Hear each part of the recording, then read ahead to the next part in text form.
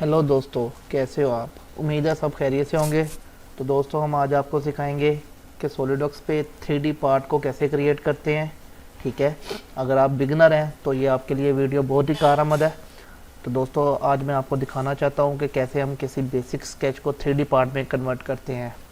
चलें हम स्टार्ट करते हैं। एक न्यू डॉक्यूमेंट को ओपन करते हैं। यहाँ पे आप क्लिक करेंगे ऊपर, यहाँ पे आप न्यू डॉक्यूमेंट पे क्लिक करेंगे। यहाँ पे आपके पास आपको पता 3 ऑप्शन है, पार्ट, असेंबली, ड्राइंग। हम पार्ट को सिलेक्ट करके ओके करते हैं।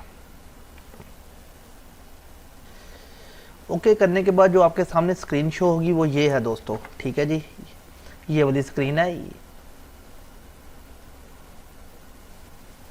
किसी भी सिंगल पार्ट को बनाने के लिए आपको एक स्केच की ज़रूरत पड़ती है।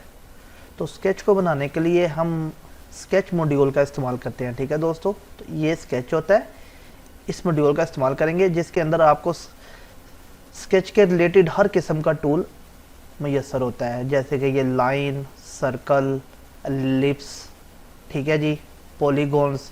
जो भी स्केचिंग में जो जो टूल्स यूज़ होते हैं वो सारे स्केच मॉड्यूल के अंदर होते हैं। ठीक है दोस्तों, जैसे ही आप इस स्केच बनाने के लिए स्केच के ऑप्शन पर क्लिक करते हैं इसके ऊपर, ठीक है, तो आपके सामने ये तीन व्यू हैं जो 3 प्लेन है ये शो हो जाते हैं। ठीक है, front plane, right plane, top plane.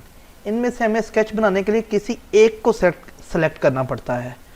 तो इट्स अप टू यू कि आपने कौन सा प्लेन सेलेक्ट करना है। वो आपके पार्ट के ऊपर डिपेंड करता है कि कौन से साइड से आप उसको स्टार्ट करना चाहते हैं। ठीक है दोस्तों, तो हम ऐसा करते हैं कि इसका फ्रंट प्लेन को ले लेते हैं, इसको क्लिक कर लेते हैं।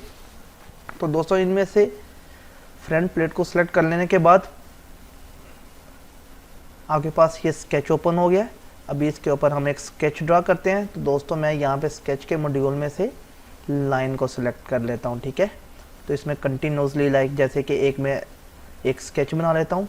ऐसे ऐसे आप कंटिन्यूसली लाइनें लगाते रहें। ठीक है दोस्तों,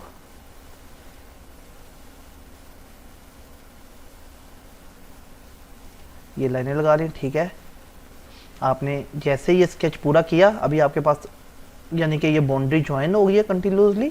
तो आप इसको यहाँ पे क्लिक करके इसको ओके कर सकते हैं। ठीक है, या यहाँ से भी कर सकते हैं। पहले एस्केप करें, उसके बाद आप इसको ओके करेंगे तो ये सिलेक्ट से स्केच से बाहर चला जाएगा। ठीक है दोस्तों, स्केप करके आपकी लाइन की कमांड ख़त्म हो जाएगी। तो इसमें हम ऐसा करते हैं कि कुछ और भी ऐड कर सकते हैं, जैसे कि हम यहाँ पे एक सर्कल ऐड कर लेते हैं। ठीक है, यहाँ पे हम सर्कल लगा लेते हैं। ठीक है जी, इसकी डायमेंशनिंग वगैरह हम बाद में सीखेंगे कि वो कैसे देते हैं। अभी सिर्फ आपको बेसिक्स सिखाया जा रहा है कि एक स्केच को आपने 3D में कैसे कन्वर्ट करना है।